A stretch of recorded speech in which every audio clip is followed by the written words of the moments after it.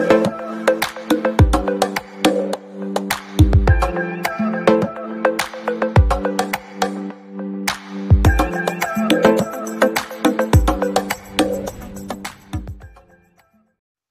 everyone, my name is Andy. My YouTube channel is Andy Amazon Advocate. So today I have a very good friend, as a matter of fact, a very old friend. Okay, we are not old, okay, but we know each other for some time. His name is Rahul, and he worked for an inspection company. Maybe before I say too much, maybe I let him introduce himself. Hi Rahul, hello. Hey Andy, Okay. thank you for having me. Hey, my pleasure. Maybe you want to introduce us more about yourself first? Sure. So my name is Rahul Chawla and I work as Senior Business Development Manager at QIMA. QIMA was earlier known as Asia Inspection. We are a 15 years old company doing inspections of the products in 85 countries. We also do lab testing for regulatory compliance in our own labs. And the third thing we do is factory audits. So I'm actually based in Shenzhen, China normally, and we have 20 offices globally with our staff and also the ground staff in 85 countries that I just told earlier. Um, Rahul is from India, so Yes. knows the Indian market quite well as well. Okay, so if Yes. anything from India, can look for him as well. Okay. Sure.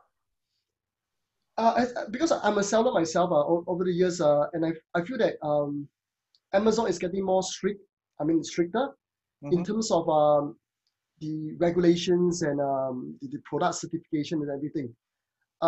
Is there any update you want to share with us? Let's say in 2020, anything you want to share with us?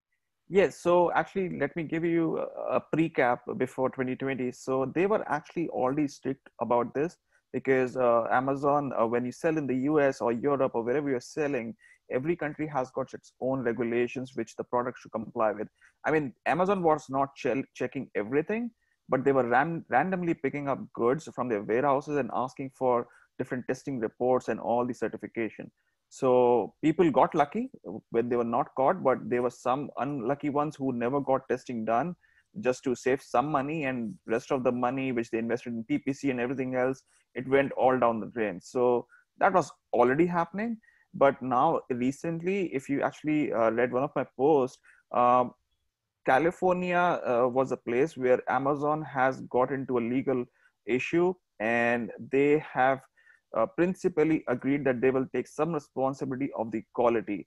Now, how far that responsibility is going to be, that's still a question, how much Amazon is going to take the responsibility.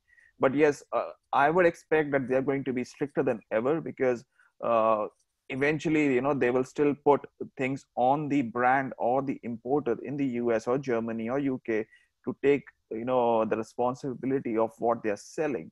So what I expect now is there's going to be more scrutiny. They're going to, flag more products, especially all the children's items or kitchen products or anything where they see the physical and chemical safety, issues can creep in.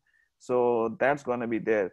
And places like, say, Germany. Now, Germany has got very strict regulations related to food contact material. We call it FCM, food contact material.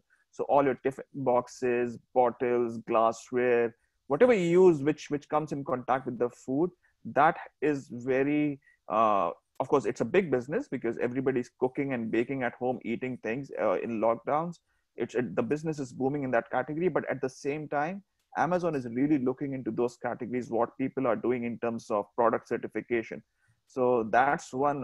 Germany, it's always strict. It was always stricter than other countries, and it's going to be stricter even more now.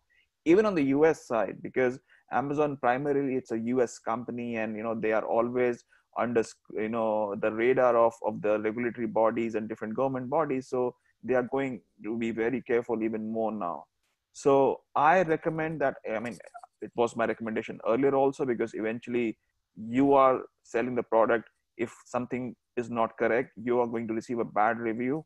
If a child harms himself or herself with a unsafe toy, or if a woman cooking in the kitchen, something goes wrong with her, or even, say Germany now, if an NGO finds that you got a specific chemical too much in that product, they're going to come after you because you are the one selling it. So I would still recommend always do lab testing. It's very important.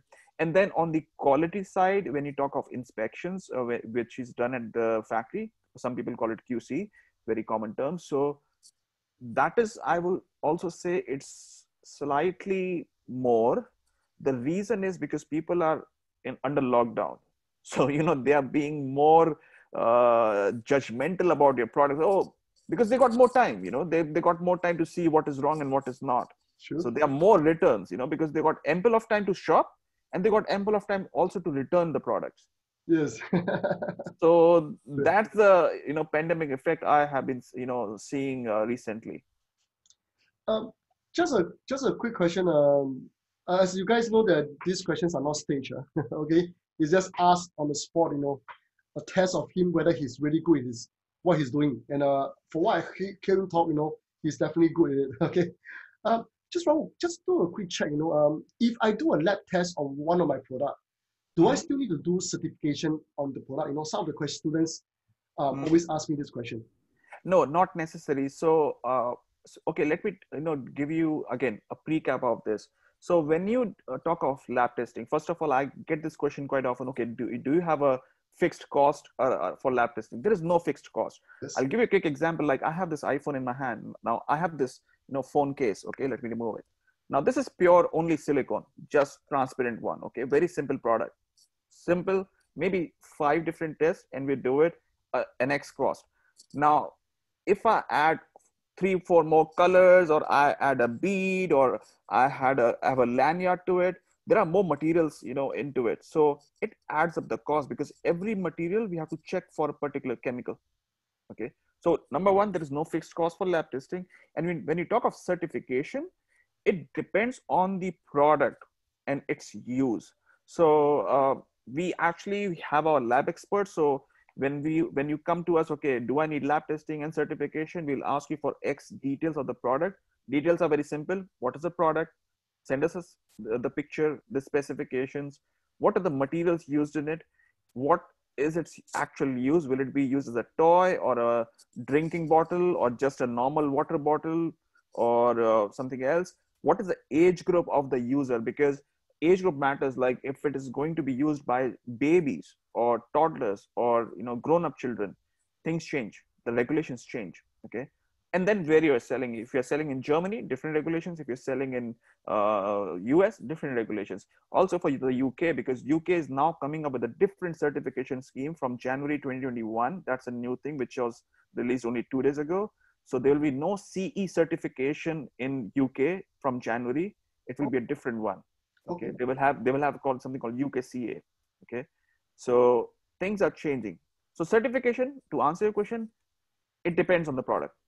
Sometimes yes, sometimes no. So we are experts. We can tell you what is needed and what is not needed. And we try to minimize it as much as possible because we understand the margins are pretty low in Amazon.